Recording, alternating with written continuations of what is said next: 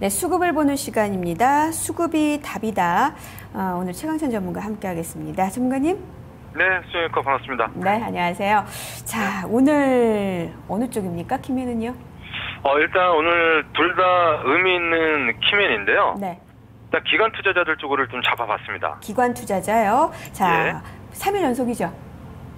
기관 투자자의 그렇죠. 키맨을요. 예. 아직까지 좀 지수의 영향력이 더 계속 있다는 말씀이신지, 자, 오늘까지 기관으로 보신 이유를 들어보죠. 네. 일단 기관의 특징을 제가 모멘텀 플레이어다라는 얘기를 많이 드렸죠. 네. 오늘 기관은 전형적인 모멘텀 플레이를 한 것으로 좀 보여집니다. 유럽 쪽에서 경기 부양 모멘텀, 그리고 장중 중국 쪽에서 경기 부양 모멘텀이 좀 불지 않았었습니까? 이 유럽과 중국의 부양 모멘텀으로 인해서 모멘텀 플레이를 한 것이기 때문에 오늘 시세의 어떤 견인력을 외국인보다도 기관이 더 파급력이 컸다, 이렇게 얘기를 할 수 있죠. 자, 그러면 이 기관들의 움직임을 조금 더 살펴보도록, 다시 말해서 유럽과 중국에서 나온 모멘텀을 그대로 받아들였다는 말씀이신데, 그렇죠. 특징을 보게 된다면 결국은 이와 관련된 업종들을 많이 매수를 했겠네요. 그렇죠. 네. 일단 오늘 시세 흐름만 봐도 조선주가 좀 많이 올라왔죠. 네. 그다음에 화학주가 그 힘을 내는 그런 모습이었고, 그다음에 기계 업종들, 그다음에 또 뭐 은행주들, 뭐 전기전자, 뭐 이런 쪽이 좀 많이 좀 올라왔는데요. 이들 업종들이 그 낙폭 과대라는 특징이 있습니다. 지수 85포인트 하락할 때 다 뭐 한 10에서 15%씩은 빠졌던 뭐 그런 뭐 종목들이라는 그런 특징이 좀 있는데요.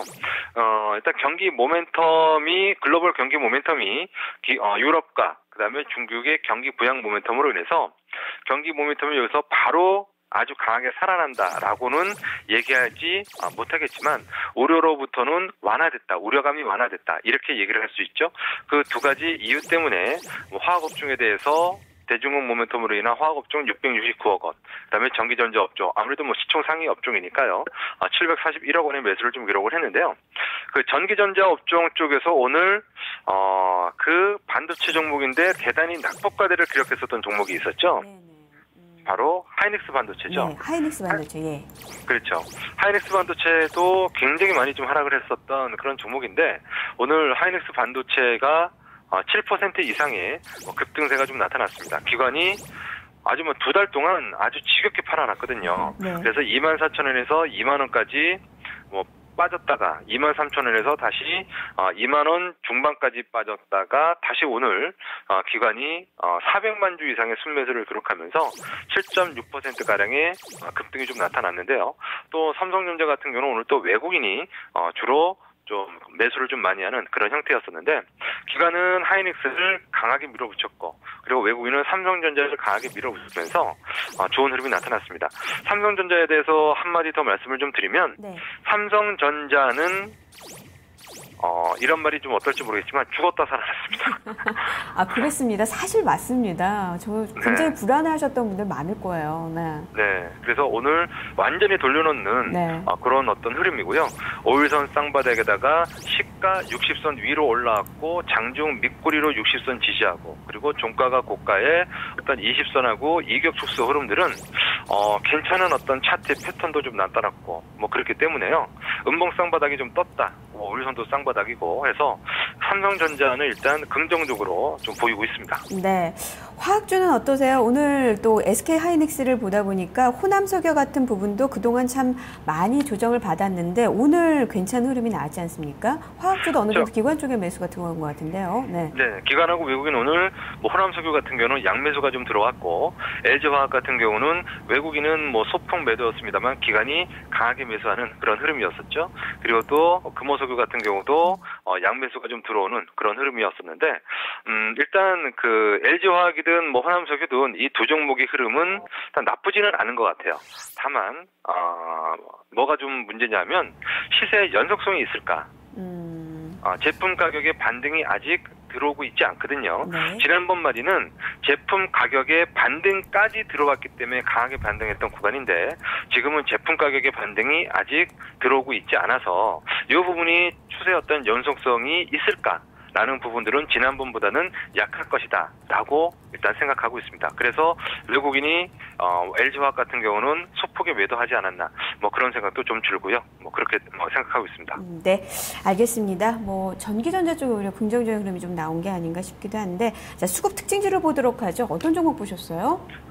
오늘도 현대차인데요. 현대차요. 사실 네. 삼성전자, 현대차 상당히 불안한 구간에 있었던 건 사실이지 않습니까? 그렇죠. 삼성전자는 죽다 살아났고 구사일생 됐고, 현대차는 어떤가요, 그러면?